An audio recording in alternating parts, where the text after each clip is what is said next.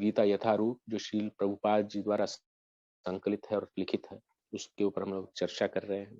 तो सर्वप्रथम मैं श्री श्री जगन्नाथ बलदेव सुभद्रा महारानी, श्री शालिग्राम जी, श्री गौर निताय, श्री लड्डू गोपाल नंद किशोर माखन चोर, श्री श्री सीताराम लक्ष्मण हनुमान और श्री श्री नरसिंहदेव भगवान जी के चरणों का आश्रय लेकर के, और नंदलिस्ट अपने परम गुरु श्रील प्रभुपाद और गुरु महाराज श्री राधा गोविंद दास गोस्वामी महाराज के चरणों का आश्रय लेकर के मैं आपके समक्ष as it is Bhagavad Gita यथारूप को आपके समक्ष प्रस्तुत करूंगा। मेरी जितनी कैपेबिलिटी है भगवान उसमें कैपेबल करें, ताकि आपके समक्ष में सही तरीके से सही उसका जो आशय है आपके समक्ष प्रस्तुत कर सकूं। तो हमने पिछली बार पहला श्लोक लिया था, भगवत गीता का शुभारंभ हुआ था। तो हम लोग देख रहे हैं कि कुरुक्षेत्र में जो कि युद्ध स्थल में सैन्य निरीक्षण करने जा रहे हैं अर्जुन। तो उससे प्रथम हमने देखा था कि धृतराष्ट्र की क्या भावना है, और उसमें कुरुक्षेत्र को धर्म क्षेत्र कुरुक्षेत्र समवेता युयुत्सवा मामका पांडवश्चैव किम अकुर्वत संजय। तो संजय को वो प्रश्न कर रहे हैं धृतराष्ट्र, और अभी आगे संजय उत्तर देते हैं। तो हम लोग आज यहाँ से आज पढ़ेंगे 11वें श्लोक तक, कोशिश करेंगे कि पढ़ लें। पहले तो ट्रांसलेशन तो उसकी पढ़ ली जाए, और उसके पश्चात हम लोग उसके ऊपर में थोड़ा बहुत जो है, क्योंकि ये एक फैक्चुअल इंफॉर्मेशन है। तो प्रभुपाद जी ने बहुत सारी चीजें इसके दौरान कही हैं, उसको हमको समझने का प्रयास करना है कि भगवत गीता में इन चीजों की क्या जरूरत है। भगवान भागवत के 10वें स्कंद पे हम लोग सीधे चले जाते हैं कि जहां भगवान कृष्ण की रासलीला है।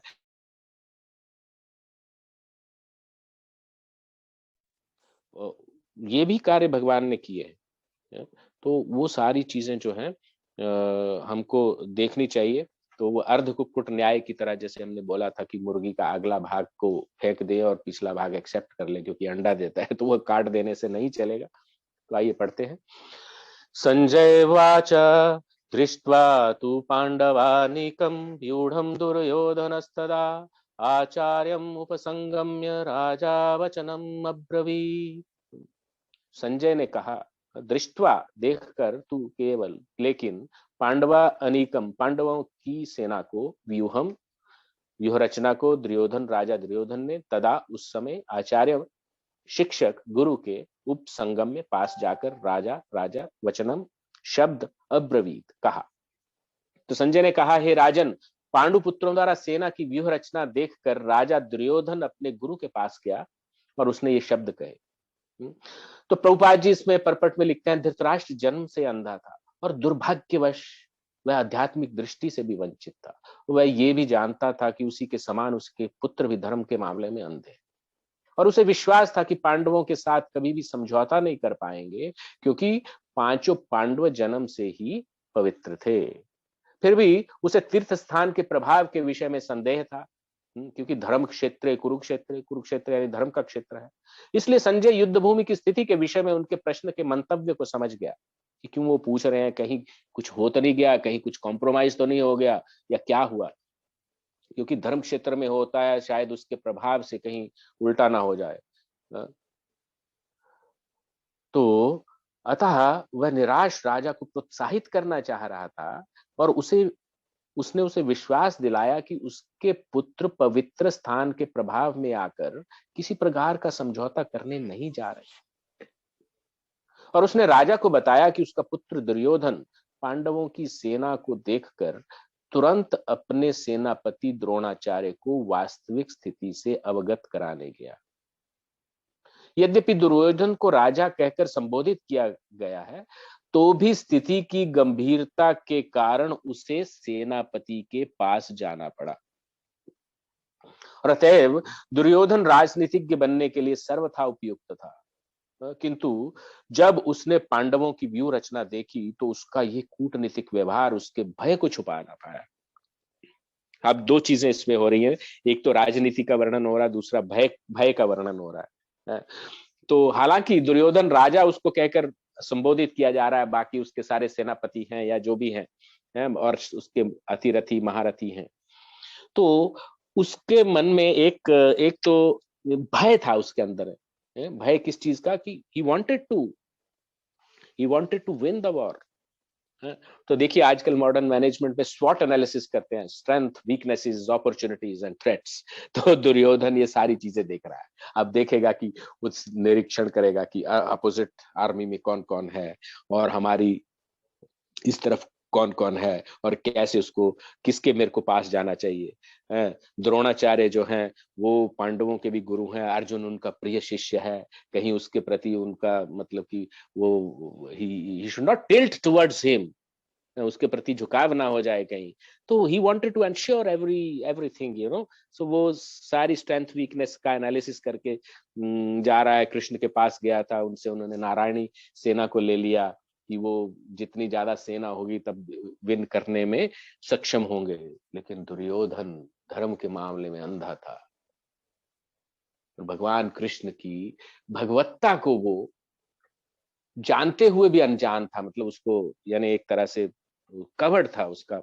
माया अपहत ज्ञान, उसका ज्ञान था माया से अपहृत यानी अपहरण हो चुका था, क्योंकि राजा बनने की लालसा इतनी उसके अंदर में दृढ़ता से भरी हुई थी और अपने आप को वो उत्तराधिकारी पूरी तरह से मानता था, जबकि धर्म की दृष्टि से अपोजिट था ये चीज। और वो जब उसने देखा तो वो एकदम मतलब कि अब जीतना चाहता है तो, लेकिन अंदर में भय है कि हम मेरी तरफ से जो लड़ रहे हैं कहीं वहां टिल्ट ना हो जाए इस तरह से। तो वो राजनीतिक दृष्टि से भी उसको यहाँ पे राजनीतिक के बनने के लिए वो सर्वथा उपयुक्त था, ये बात कही गई है। और लेकिन जब उसने पांडवों की व्यूह रचना देखी तो अपना भय को छुपा ना पाया।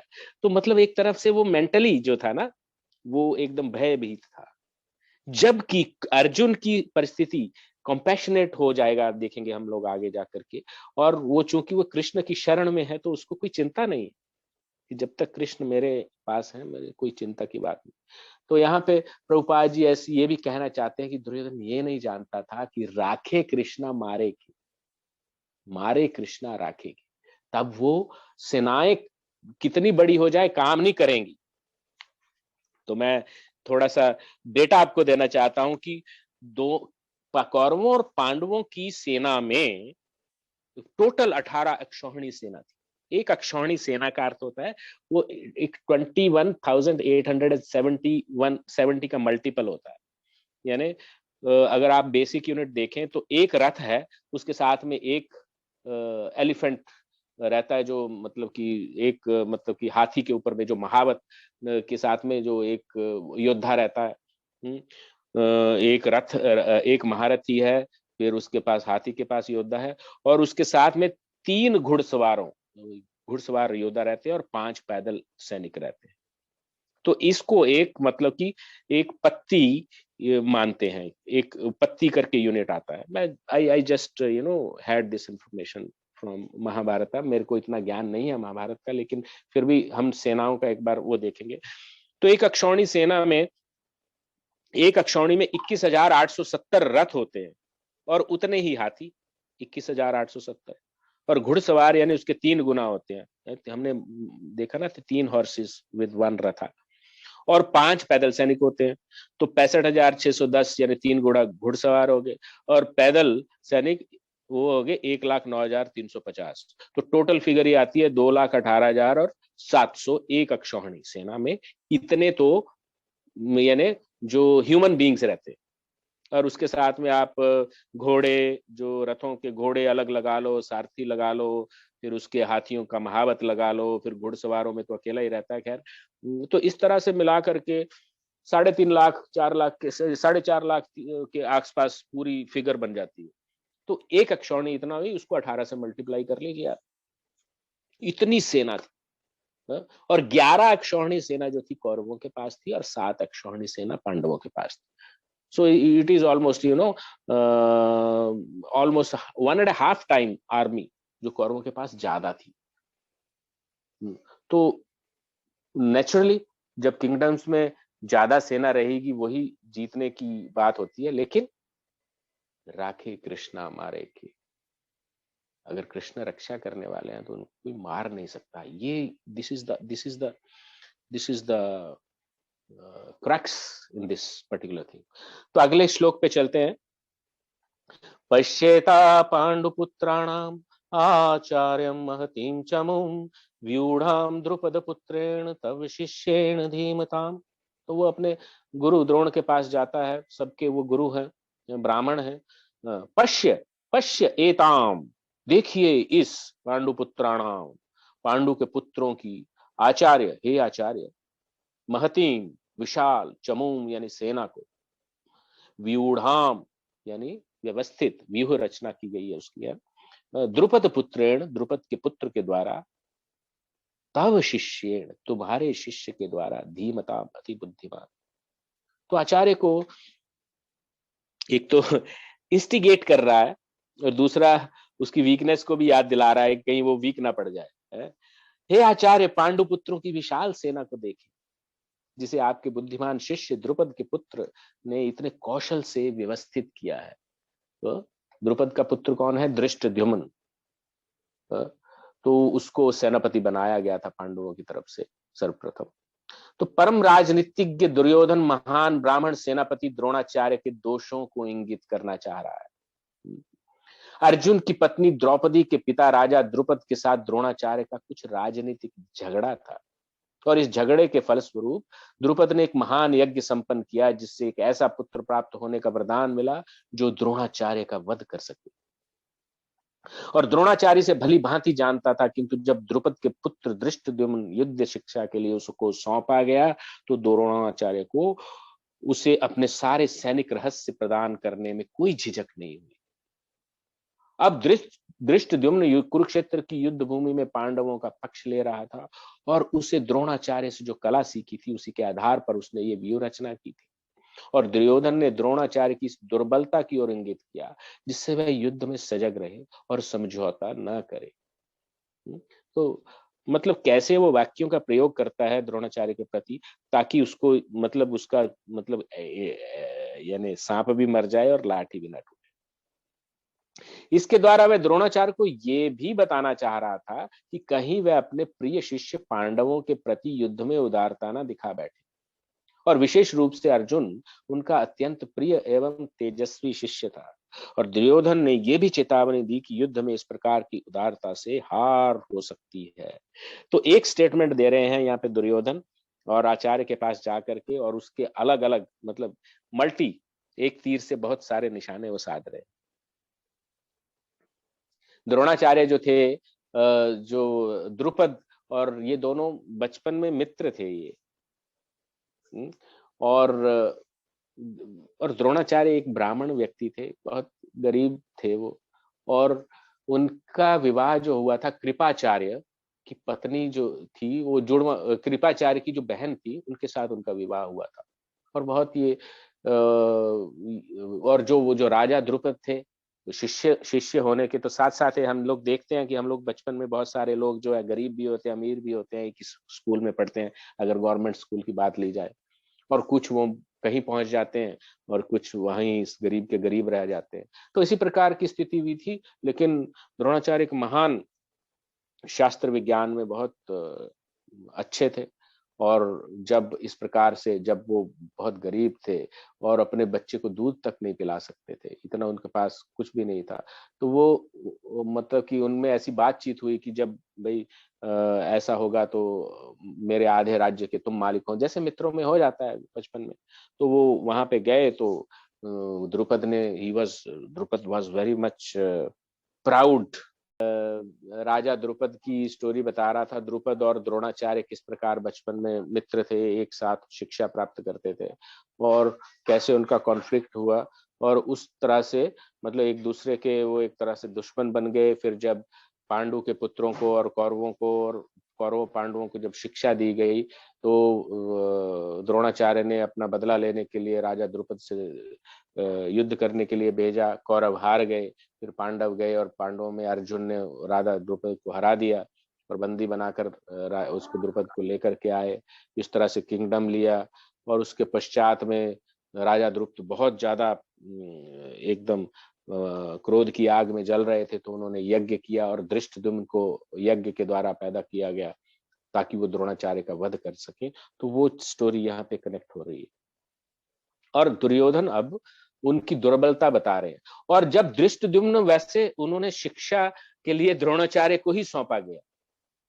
देखिए एक ब्राह्मण किस तरह से डिटैच्ड वे में काम करना चाहिए, तो ये भी यहाँ से पता चलता है कि वो शिष्य के रूप में धृष्टद्युम्न ने सारी कला, व्यूह रचना वगैरह द्रोणाचार्य से ही सीखी थी। और वो उसकी उत्पत्ति जो ही द्रोण का वध करने के लिए। तो अब देखिए वो कैसे सिचुएशन के हिसाब से कहाँ कहाँ आके सिचुएशन खड़ी हो गई। और दुर्योधन ये सारी चीजें जानता है, और इसलिए द्रोणाचार्य को वो याद दिलाना चाह रहा है युद्ध में, और थोड़ा इंस्टिगेट करना चाह रहा है कि ये भी तुम्हारा वध करने वाला के लिए इसको ये आया है। और वो उसको ये भी मालूम था कि अर्जुन द्रोणाचार्य का प्रिय शिष्य है। तो इस तरह से दुर्योधन जो है सारा वो जो मैं कह रहा था स्वॉट एनालिसिस के हिसाब से चल रहा है। स्ट्रेंथ वीकनेसेस के हिसाब से कहाँ वीकनेसेस है वहां वहां पे वो इंडिकेट कर रहा है कि भाई यहाँ पे ध्यान रखना, यहाँ पे कुछ गड़बड़ ना हो जाए। तो अत्र शूरा महेश्वासा भीमार्जुन समायुधि युयुधानो विराटश्च द्रुपदश्च महारथा। फिर उनकी सेनाओं में कौन कौन है सैनिक, उनकी याद दिलाता है कि अत्र यहाँ पर शूरा वीर महा इशु आसहा, यानी महान धनुर्धर भीम अर्जुन, भीम तथा अर्जुन समा के समान युधि युद्ध में युयुधान युयुधान विराट विराट च भी द्रुपद द्रुपद च भी महारथ महान योद्धा। तो इस सेना में भीम तथा अर्जुन के समान युद्ध करने वाले अनेक वीर धनुर्धर यथा महारथी युयुधान विराट तथा द्रुपद। यद्यपि युद्ध कला में द्रोणाचार्य की महान शक्ति के समक्ष धृष्टद्युम्न महत्वपूर्ण बाधक नहीं था, किंतु ऐसे अनेक योद्धा थे जिनसे भय था, और दुर्योधन इन्हें विजय पथ में अत्यंत बाधक बताता है, क्योंकि इनमें से प्रत्येक योद्धा भीम तथा अर्जुन के समान दुर्जय था, और उसे भीम तथा अर्जुन के बल का ज्ञान था। इसीलिए वह अन्यों की तुलना इन दोनों से करता है कि भीम तो और अर्जुन के समान ही बाकी के अन्य योद्धा भी हैं। और युयुधान यानी एक सात्यकी जो वृष्णिवंश में, यानी कृष्ण के भगवान कृष्ण के लिए यादव कुल में आते हैं। ये कृष्ण डिवोटी ऑफ कृष्ण था युयुधान, यानी सात्यकी को भी युयुधान कहा जाता है। और वो एक तरह से अर्जुन का शिष्य भी था युयुधान जो था। तो he has learned from arjuna, सो वो एकदम अर्जुन और भीम के समान ही समकक्ष ही है, ऐसा उसमें आता था। युयुधान विराट, राजा विराट है तो आप सब जानते होंगे कि जब अज्ञातवास हुआ था तो राजा विराट के राज्य में सब पांडवों ने अलग अलग वेश धारण करके यानी वहां पे छुप गए थे। तो वहां पे जैसे चौपड़ खेलने वाला बन गए थे ये युधिष्ठिर महाराज, और अर्जुन जो था एक बृहन्नला करके जो था वो मृदंग बजाने वाले, और एक तरह से जो वो होते हैं किन्नर टाइप है, वो वैसे बन गए थे। और उन्होंने लेकिन उनके पुत्र, विराट के पुत्र उत्तर था, और उत्तरा उनकी जो बेटी थी, विराट की जो बेटी थी उत्तरा, उसका विवाह जो है अभिमन्यु से किया गया था। तो इस प्रकार से यानी Virat was fighting from the side of Pandavas. और उस तरह से अगले श्लोक में कहते हैं, और ये सारे जो थे, विराट एक महान एक किंगडम का मालिक था और बहुत अच्छा योद्धा था, भीम अर्जुन के समान ही था। धृष्ट केतुश्चेकितान काशीराजश्च वीर्यवान पुरुजित कुंती भोजश्च शैव्यश्च नरपुंगवः। नरपुंगवः मानव समाज में जो वीर गिने जाने वाले ऐसे लोग हैं, ये धृष्ट केतु है, चेकितान है, काशीराज है, च भी यानी वीर्यवान अत्यंत शक्तिशाली है, पुरुजित पुरुजित है, कुंती भोज है, च शैव्य शैव्य है, नरपुंगवा मानव समाज में वीर है। इनके साथ ही धृष्ट केतु, चेकितान, काशीराज, पुरुजित, कुंती भोज तथा शैव्य जैसे महान शक्तिशाली योद्धा भी है। Please mute please, thank you. तो अब ये धृष्ट केतु की बात यहाँ पे हो रही है। तो धृष्ट केतु जो था ये भी यादवों में ही आते हैं।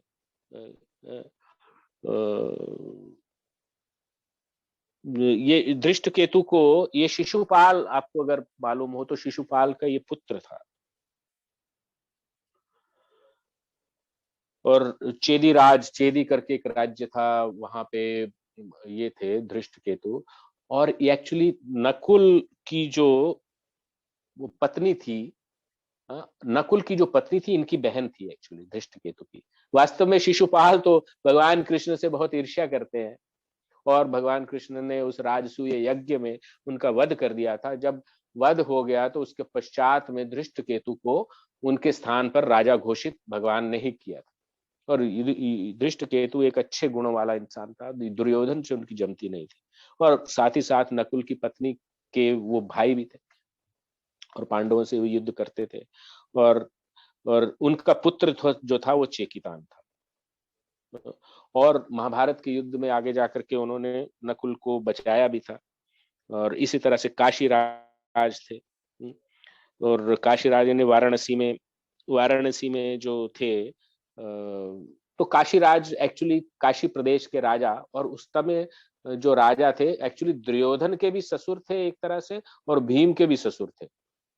तो दुर्योधन के ससुर को तो मार दिया गया था शायद पहले ही भगवान द्वारा, और उसके बाद में जो दूसरे काशी राज आए थे वो थे भीम के ससुर, इसलिए वो पांडवों की तरफ से युद्ध कर रहे थे, और बहुत ही एक महारथी थे ये।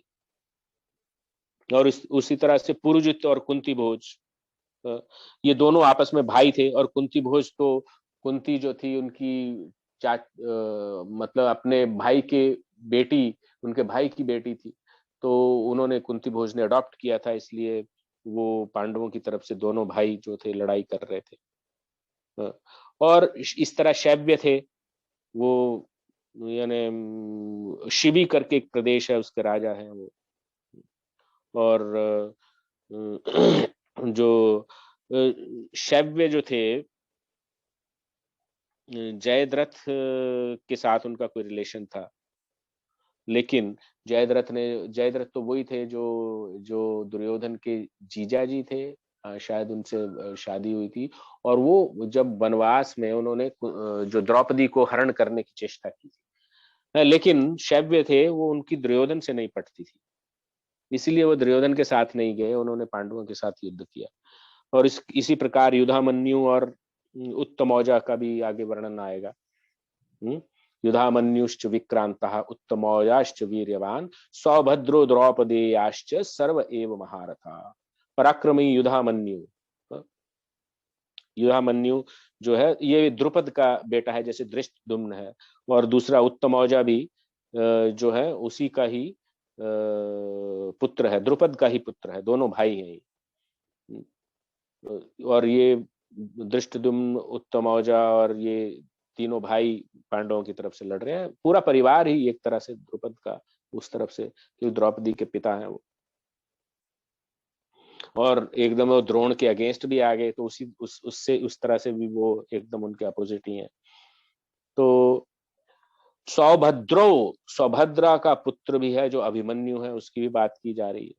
और द्रौपदी के जो पुत्र हैं, 5 पुत्र हैं, जो पांचों पांडवों से उनके पुत्र हुए हैं, ये सभी भी महारथी हैं।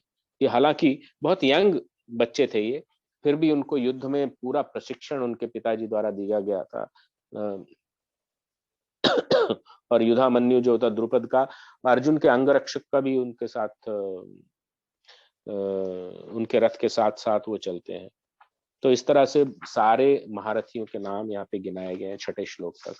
आगे के श्लोक में जाते हैं अभी, 7वें श्लोक में। इसके बीच में बहुत सारी देखिए तस्वीरें दी गई हैं, तो जैसे जैसे हम लोग पढ़ेंगे तो ये तस्वीरें बहुत महत्वपूर्ण है। और उसमें हम लोग जब अलग अलग श्लोक पढ़ेंगे तो उनको भी हम लोग एक्सप्लेन करेंगे।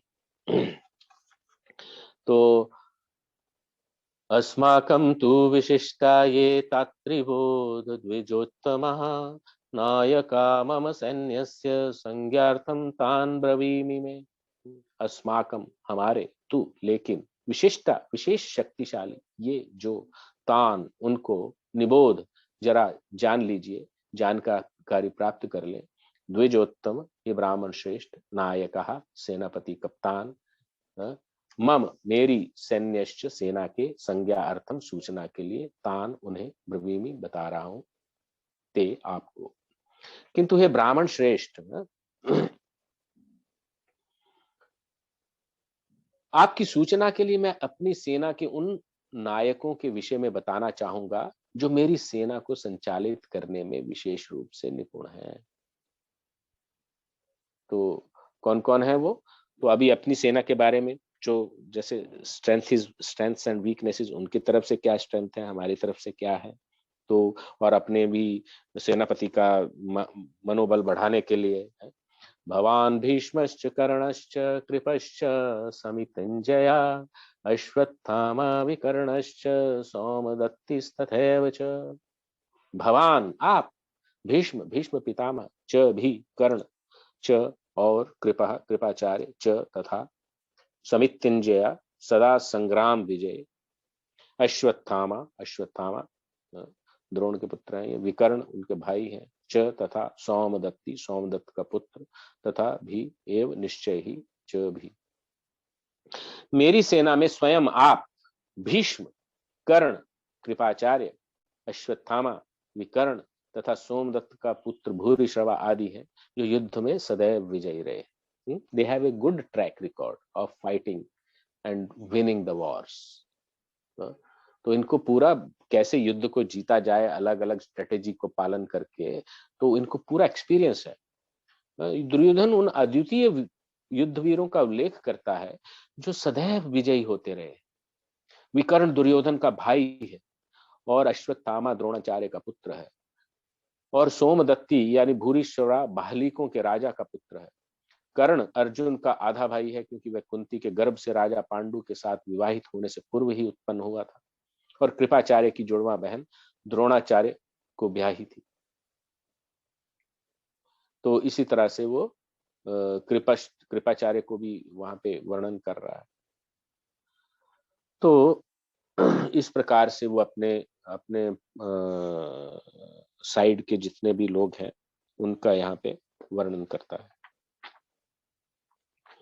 तो अन्ये च बहवः शूरा मदर्थे त्यक्त जीविताः नाना शस्त्र प्रहरणा सर्वे युद्ध विशारदा।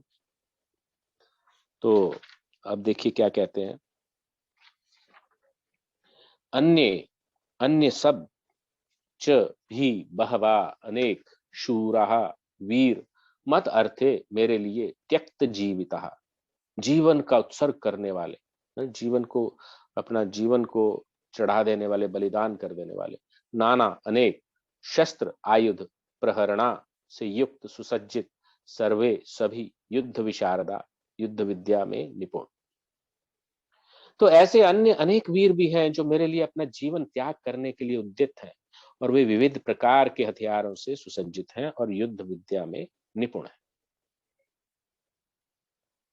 तो तात्पर्य बताते हैं प्रभुपाद जी यहाँ, जहां तक अन्यों का यथा जयद्रथ, कृतवर्मा और शल्य का संबंध है, वे सब दुर्योधन के लिए अपने प्राणों की आहुति देने के लिए तैयार रहते थे।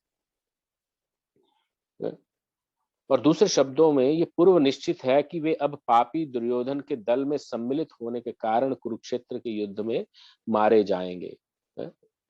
मदर्थे त्यक्त जीविता, तो मतलब ऐसा शब्द है कि मेरे लिए जान देने के लिए तैयार रहते हैं, तो मतलब उनकी जान जाने वाली है। तो इस तरह से ये पूर्व निश्चित है। दूसरे शब्दों में ये पूर्व निश्चित है कि वे अब पापी दुर्योधन के दल में सम्मिलित होने के कारण कुरुक्षेत्र के युद्ध में मारे जाएंगे, और निस्संदेह अपने मित्रों की संयुक्त शक्ति के कारण दुर्योधन अपनी विजय के प्रति आश्वस्त था। He was very confident he is going to win the war. उसकी सेना जो है 1.5 गुनी है, सेना उसकी 1.5 गुनी है। उसके पास जितने भी महारथी हैं, they have all good track record of winning the wars. तो he was kind of very confident to win the war. फिर कहते हैं अपर्याप्तं तदस्माकं बलं भीष्माभिरक्षितं पर्याप्तं त्विदमेशेतां त्विद में तेषां बलं भीमाभिरक्षितम् अपर्याप्तम अपरिमेय ततः वह अस्माकं हमारी बलम शक्ति भीष्म भीष्म पितामह द्वारा अभिरक्षितम भली भांति संरक्षित पर्याप्तम सीमित तो लेकिन इदम सब ये तेषाम पांडवों की बलम शक्ति भीम भीम द्वारा अभिरक्षितम भली भांति सुरक्षित। तो कहता हमारी शक्ति अपरिमेय है और हम सब पितामह द्वारा भली भांति संरक्षित हैं, जबकि पांडवों की शक्ति भीम द्वारा भली भांति संरक्षित होकर भी सीमित है। यहाँ पर दुर्योधन की तुलनात्मक शक्ति का अनुमान प्रस्तुत किया गया है। वह सोचता है कि वह अत्यंत अनुभवी सेना नायक भीष्म पितामह के द्वारा विशेष रूप से संरक्षित होने के कारण उसकी सशस्त्र सेनाओं की शक्ति अपरिमेय है, और दूसरी ओर पांडवों की सेनाएं सीमित हैं क्योंकि उनकी सुरक्षा एक कम अनुभवी नायक भीम के द्वारा की जा रही है, जो भीष्म की तुलना में नगण्य है।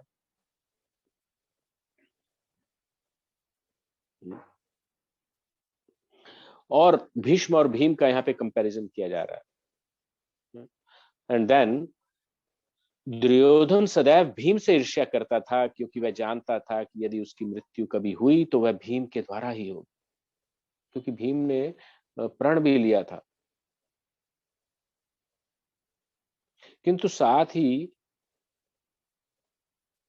उसे दृढ़ विश्वास था कि भीष्म की उपस्थिति में उनकी विजय निश्चित है, क्योंकि भीष्म कहीं अधिक उत्कृष्ट सेनापति है और वह युद्ध में विजयी होगा, ये उसका दृढ़ निश्चय था।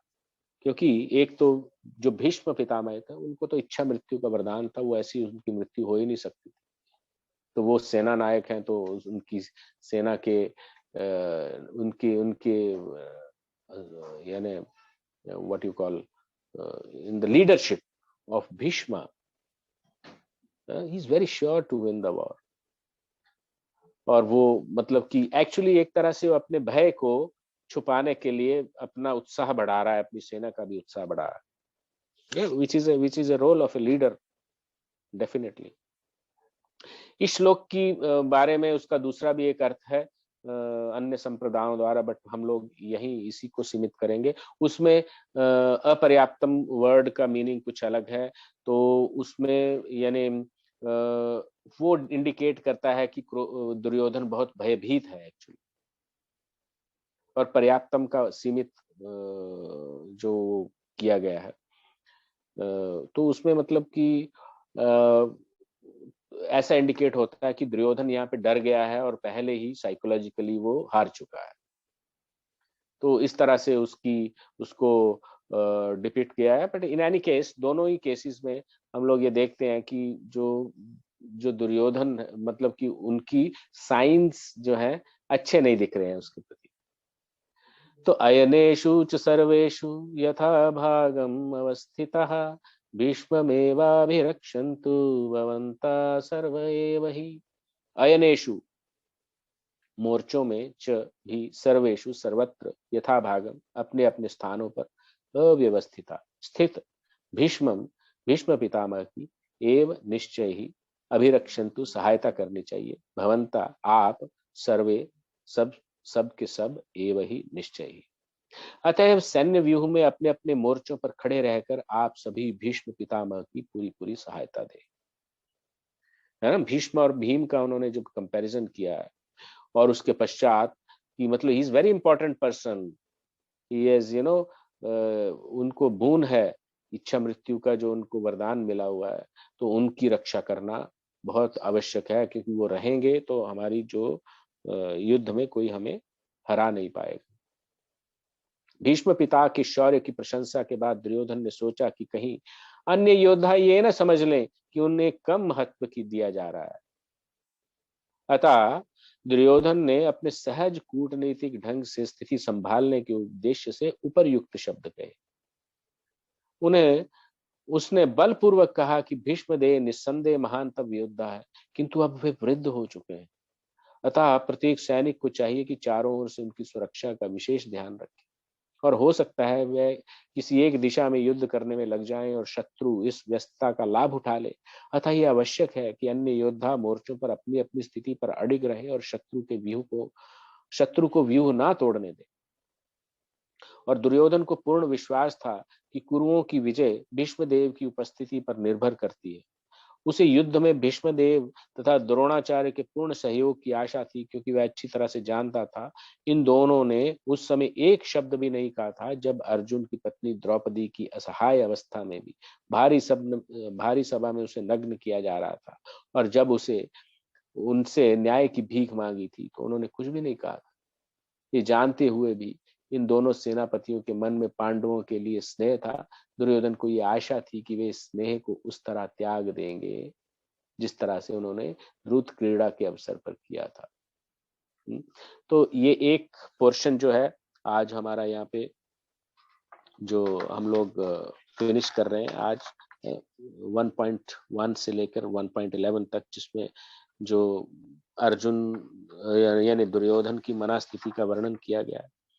और जो जैसे कि हमने कहा कि पहले चैप्टर के 2 सेक्शन थे। पहले सेक्शन में थोड़ा इंट्रोडक्शन है कि किस तरह से युद्ध हो रहा है, और वो पहला सेक्शन 27 श्लोकों तक है, 1.1 to 1.27, और उसमें भी जो तीन सब सेक्शंस हैं वो 11 तक जो है प्रिपरेशन किस तरह से युद्ध की प्रिपरेशन है और दुर्योधन क्या कर रहे हैं, किससे बातें कर रहे हैं, वो बताया गया है। और दूसरे सब सेक्शन में जो साइंस पांडवों की जो विजय है उसके साइंस दिखने शुरू हो जाएंगे। वो 20वें श्लोक तक 12 से 20 8 श्लोकों का ये संग्रह है, उसमें ये बताया गया जो अगले बार हम लोग लेंगे। और थोड़ा सा हिस्टोरिकल बैकग्राउंड है, कौन युद्ध कर रहा है कौन नहीं कर रहा है। और तीसरे में भगवान जो भक्त वत्सल है, वैसे श्लोकों में उनकी भक्त वत्सलता के बारे में 6-7 श्लोकों में बताया गया। और दूसरा जो सेक्शन आएगा उसमें जो अर्जुन के जो 5 कारण हैं जिनके कारणों से वो युद्ध नहीं करना चाहता है, वो जब जाएगा अपनी सेना का निरीक्षण करेगा, दोनों तरफ की सेना का वो भी निरीक्षण करेगा, और उसके मन में क्या भाव प्रकट होते हैं उसका भी वर्णन किया जाएगा। और वो जब युद्ध करने के लिए मना कर देता है, जिसके कारण फिर भगवान को भगवत गीता कहनी पड़ी। तो वास्तव में भगवत गीता दूसरे चैप्टर से शुरू होती है। लेकिन आइए देखते हैं कि प्रभुपाद जी अलग अलग जगह पे बहुत सारी चीजें कहे हैं अपने लेक्चर्स में, तो उस चीज को हम लोग देख लेते हैं कि क्या क्या उन्होंने कहा है।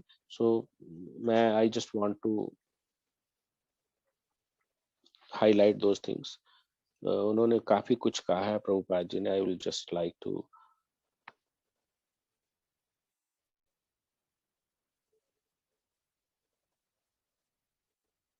तो यहाँ पे चौथे से 6ठे श्लोक तक प्रभुपाद जी ने लेक्चर किया है। तो प्रभुपाद जी कहते हैं, here Krishna addresses Arjuna as chastiser of the enemies, and Arjuna addresses Krishna as Madhusudana. No, I think this is something different. No, sorry. I want to read from the, no, this is different. No, yes.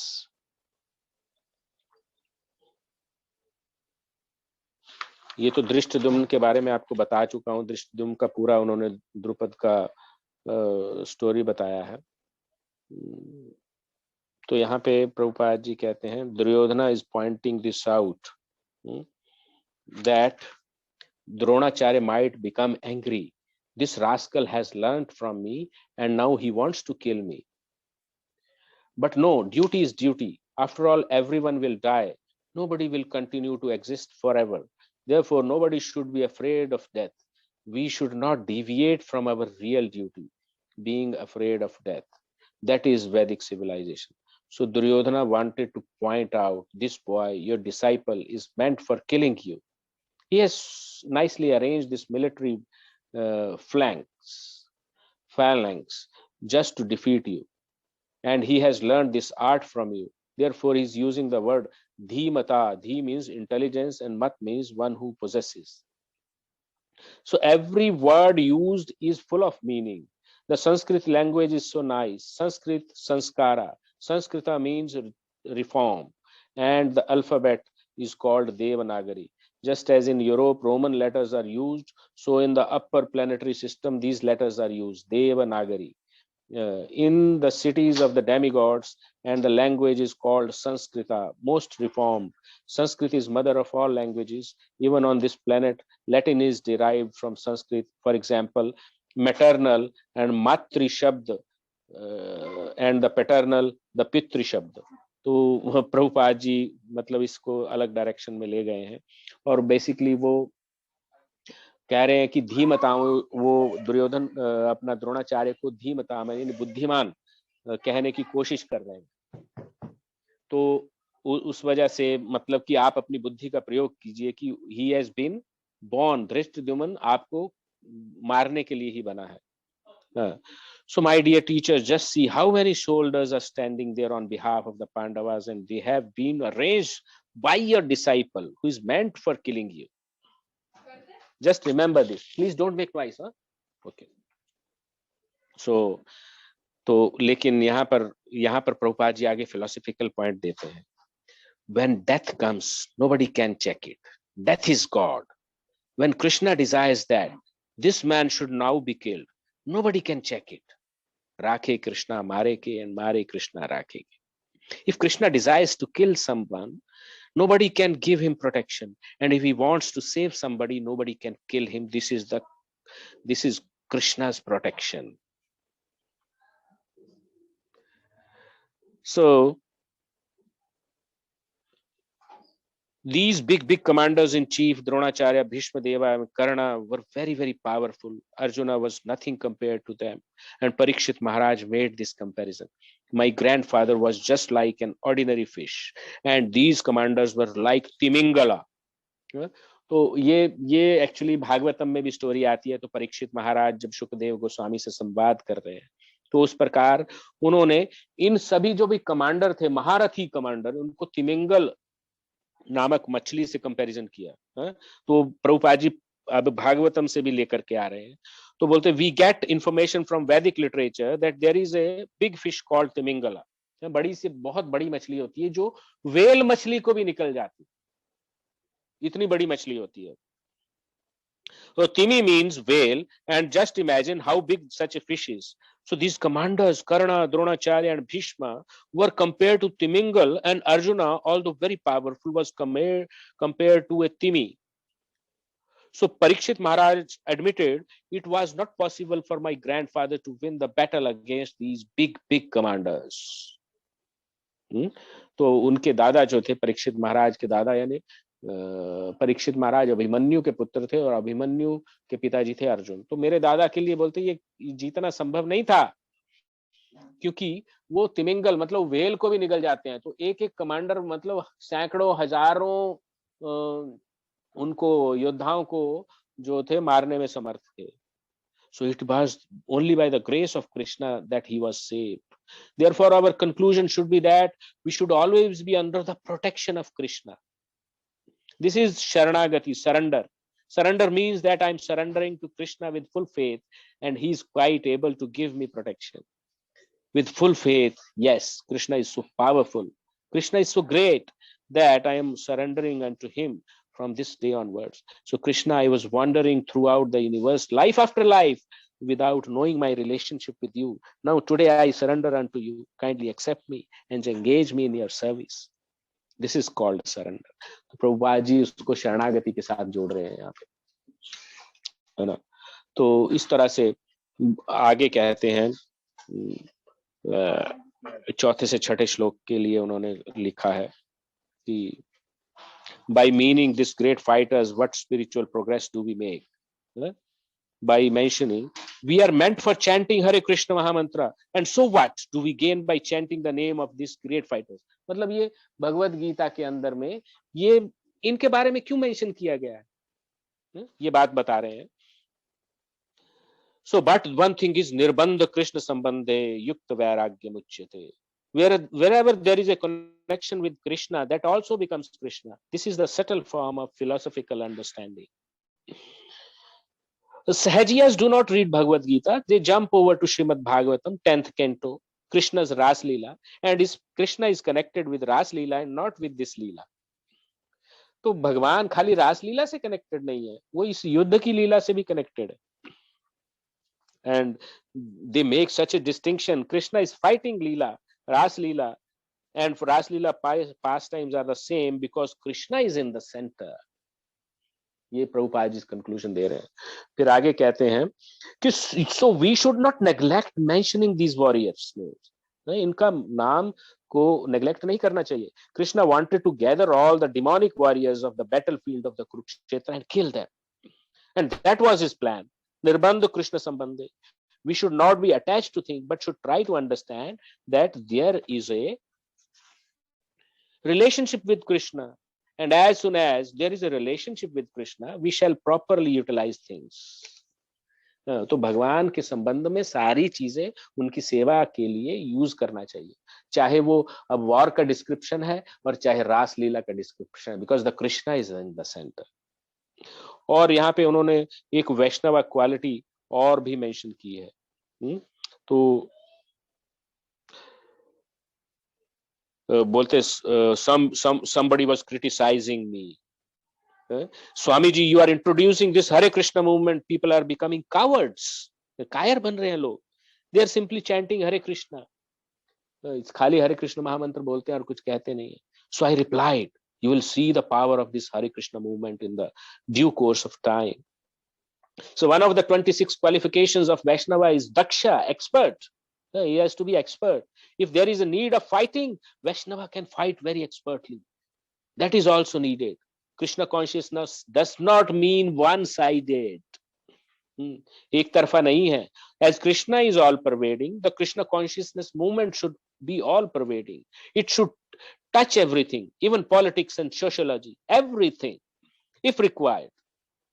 That is the aim of this movement, because Krishna's mission is yada yada hi dharmasya glanir bhavati bharata paritranaya sadhunam vinashaya ch dushkritam. So there are two missions, not only to give protection to the devotees, खाली भक्तों को ही बचाना नहीं है, also to kill the demons. विनाशाय च दुष्कृताम, उनको भी मारना है, दुष्कृतियों को मारना है. So the devotees of Krishna should be trained up both ways, not only to give protection to the devotees and to give them encouragement, but if need be, they should be prepared to kill the demons. That is Vaishnavism. That is not cowardice. तो प्रभुपाद जी इस तरह से उत्तर देते हैं कि ये कायरता नहीं है. वैष्णविज्म ऐसा नहीं है, जब जरूरत पड़े तो एक वैष्णवा बहुत एक्सपर्टली फाइट कर सकता है. डिवोटीज भक्तों की रक्षा के लिए he can go and fight. So generally Vaishnava is non-violent, अहिंसक होता है. In the beginning Arjuna was non-violent. He said, Krishna, what is the use of fighting? Let them enjoy. So by nature he was non-violent, but he was induced by Krishna to become violent. Your non-violence will not help, because become violent and kill them. That is what I want. So if Krishna wants, we shall be prepared to become violent. That is an open secret. Paritranaya sadhunam vinashaya ch dushkritam. So they have come here to lay down their lives for me. This is foretelling, because actually none who joined battlefield of Kurukshetra returned home. तो पूरे कुरुक्षेत्र के युद्ध में पांडवों की तरफ से 5 पांडव थे और 1-2 लोग और थे बस. और उसी तरह से कौरवों की तरफ से कृपाचार्य, अश्वत्थामा और ये 3-4 लोग ही बचे थे. तो मैंने अभी जैसे काउंटिंग किया, 18 इंटू उतना देख लीजिए, उतने लोग मर गए. 18 इंटू 2,18,700. तो ये तो खाली जो लोग ही थे, सारे के सारे मारे गए. बस ये 5 पांडव बच गए और उधर से भी 4-5 लोग बचे थे. तो इस तरह से हम तो देखते हैं कि प्रभुपाद जी बहुत स्ट्रांगली होते हैं. तो Vaishnava does not mean the coward person. तो प्रभुपाद जी ने अनेक बातें लिखी हैं यहाँ पे. तो they would have to lay down their lives because this was Krishna's plan. All these fighting men were not ruling properly according to the tenets of the Vedic injunctions. Therefore, they were demons. Military strength for the self-aggrandizement is demonic. Military strength is required to rule a kingdom, but it should not be misused for aggression against others' kingdom. तो अपने राज्य के लिए तो ठीक है, उसको पूरा लॉ एंड ऑर्डर में व्यवस्थित रखने के लिए और जो लोग अनरूली हैं उनको सीधा करने के लिए तो मिलिट्री पावर चाहिए, और दूसरों के राज्यों में अतिक्रमण करने के लिए नहीं चाहिए, दूसरों का अधिकार छीनने के लिए नहीं चाहिए। और पहले जो चक्रवर्ती सम्राट हुआ करते थे तो वो इतने कैपेबल होते थे कि दूसरे राजा उनकी लीडरशिप को स्वीकार करते थे, तो उनकी लीडर को स्वीकार करते थे, उनकी ख्याति होती थी, उस तरह से वो चक्रवर्ती सम्राट बनते थे। तो इस प्रकार से हम लोग देखते हैं कि ये पहले से 11 श्लोकों में किस प्रकार से युद्ध के जो डिटेल्स का वर्णन किया गया है। I hope every one of you appreciated these things. And quick comments, please. Some of the devotees may have to leave. Anurita ma'am, any comments from you? Kapil Prabhuji, any comments from you? Quick comments will be appreciated. Not really, Sharmaji. No comments. Just enjoying it. That's it. आगे जब होंगे, then I'll ask you a lot of questions. Yes. From the second chapter onwards, the real philosophy will start. Yes. But until then, there are many details we should know also. Sure. I hope some details were revealed in this particular session. No, most of it, because I could recall all my Mahabharat reading, so it was nice. Yes. Thank you so much. Yes. Kapil Prabhuji, and anything from your side, please. Hare Krishna, Shamaji and devotees. I think what we get to tap into today through this glorious story of Kurukshetra battlefield, Shamaji, how the situation was confronted by Duryodhana, though he had, like you expressed, had more army than Pandavas, but still he had a fear of getting defeated in the war any moment, was making him a little panic, and forcing him to reassess and compare his and opposite side warriors with their skills, talent, and their fighting capabilities. Most importantly, they were on the side of Dharma. Most importantly, and with Krishna. Yes. So thank you so much for your comments. Thank you. Yeah. Anyway, please go on. Yeah. So I think what happened after that, what we get to witness is that this whole battle obviously was epicentric, around Krishna. So it was very challenging and hard for many warriors, including Krishna himself, who was panicked as to how to kill his own gurus or relatives. This and